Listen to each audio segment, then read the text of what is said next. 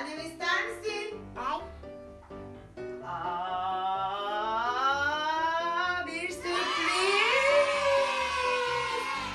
ne var? Bu ne biliyor musun? Bu bir çadır. Bakar mısın?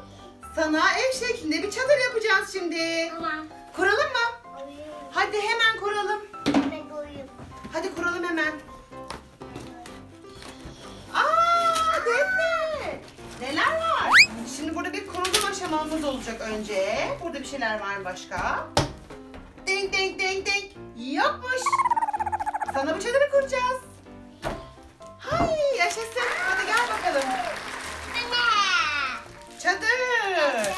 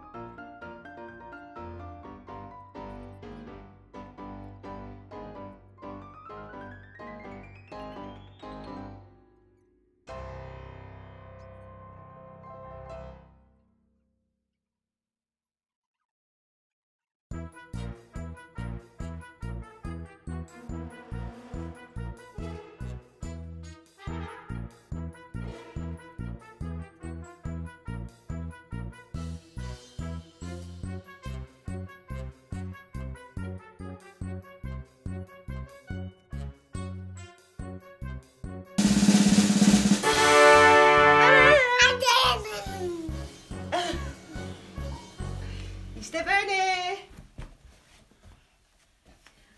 Benim kızımın artık bir oyun çadırı var. Evet bak. Evet bak.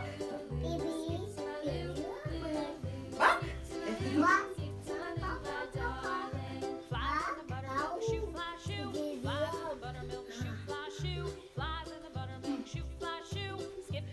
Şimdi biz burada oyuncak oynayacağız Defne ile.